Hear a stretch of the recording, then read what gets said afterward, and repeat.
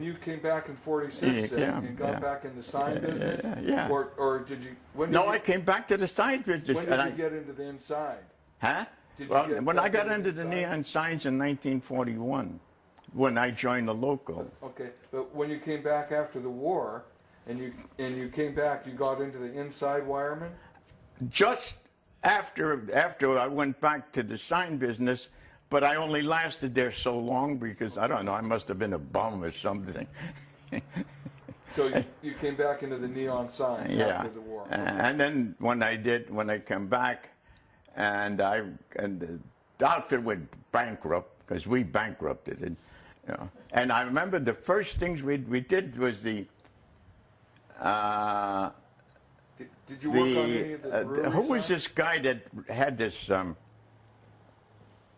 big gambling, Flamingo Hotel, and we had these big flamingos, and we built, and this outfit made the first fixtures, the 120 mil thin tube 8-footers, and that was when I first started to do something in the neon sign, and we put all of these fixtures up at 16th and Mission in the market, put these damn things up, and. Of course, I didn't know what I was doing, but I was... What market was that?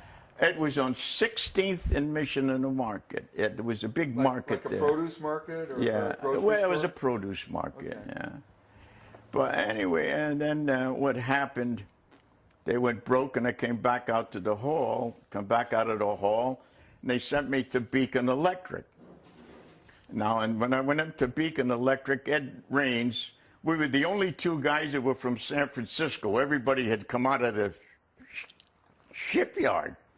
And Eddie says, he says, all of these guys are foreigners. And we did that. And that's the way. And I stood there, and I never left Beacon. When did you retire? 1981. In 81? Yeah. So I went in 41, went out in 81.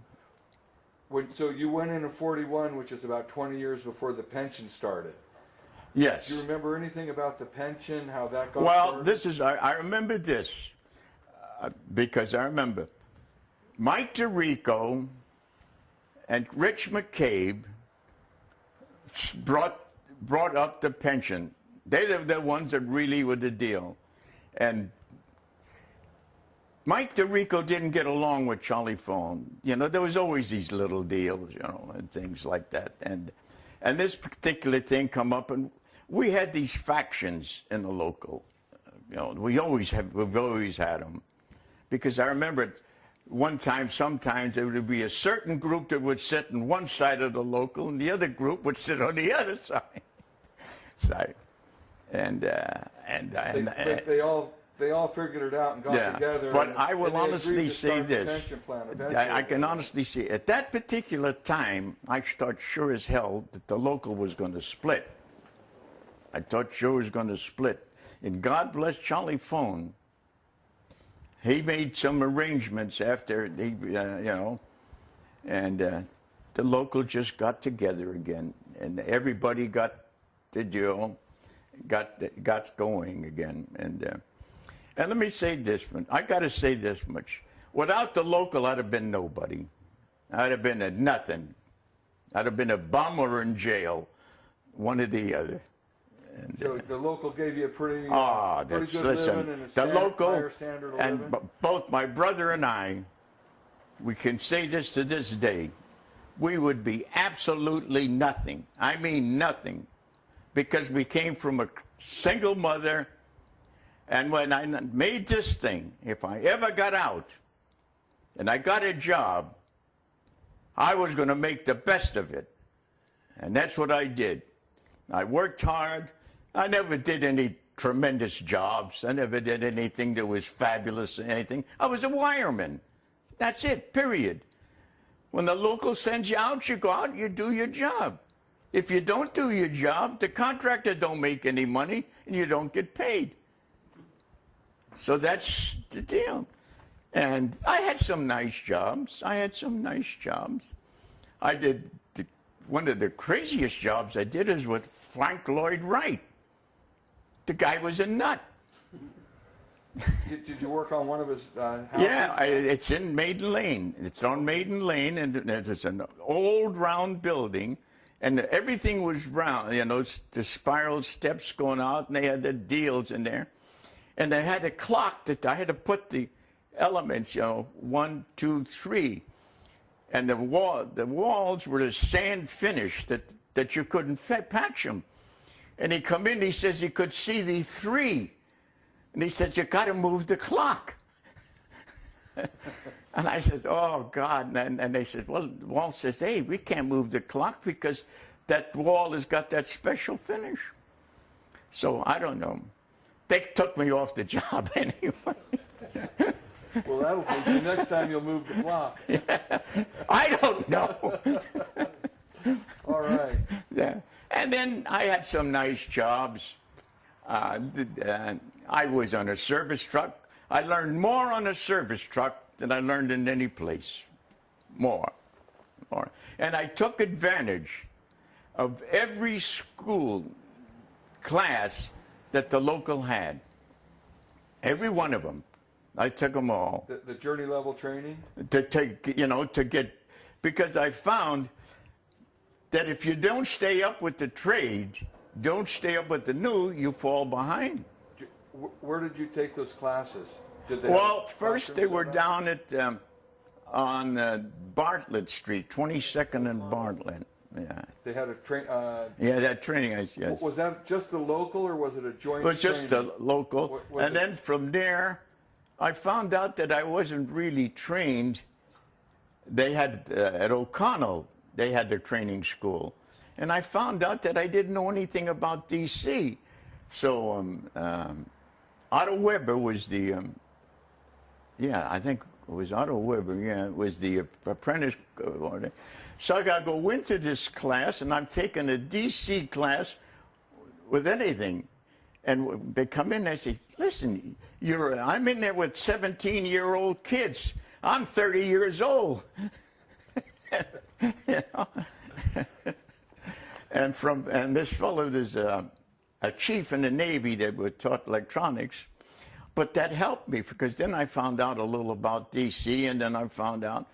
And all of those things helped me.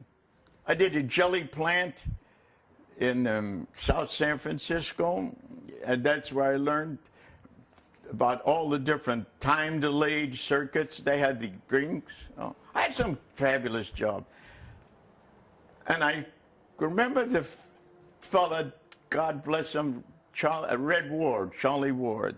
He always had an expression many years later: a switch, a plug, and a telephone outlet. That's the trade. But what I remember in this particular time of the trade, when I started the electrical work, there was a lot of industrial work with a lot of print shops. And we did a lot of print shops. And I could see the thing go, and go, and go. And I could see the trade go until finally we had nothing. And like, I don't know how many breweries we had and things like that, but I watched it all go. And I don't know. I think I'm the luckiest man in the world. That's all I gotta say. Luckiest man in the world. And I say, God bless the local, because like I was just telling John Walsh, everything I saw in that local from the day I went in, with even what happens when the first thing that I remember we had a vacation plan. And we go down, you could go down to the Bank of America and get your check. And of course, because we had the typical guys that would drink a little bit and booze it up, and then they'd say, my wife is sick, I got to get my money. You go down and get that. So the Bank of America threw us out. But everything that the bank, what we call, when they would, when you got to discuss for wages, was always up, always up, always up. So to the time, I was one of the first to go, my pension was $695. when I went out. $695. And I thought it was great.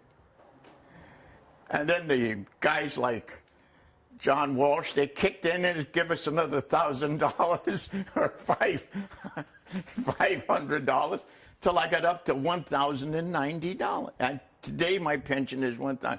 But the pension didn't worry me about it. The thing is that the health and welfare was the greatest thing, because my wife was, when I retired, she had a stroke for 10 years, and I had to take care of her. And let me say, if it wasn't for the health and welfare, I'd have been broke. I'd have been broke. And because let me say this, but you know, I don't know. I'm a happy guy now. I don't want to argue with anybody. And I go down and I meet some of the new guys down at the retirees when we have a lunch and dinner.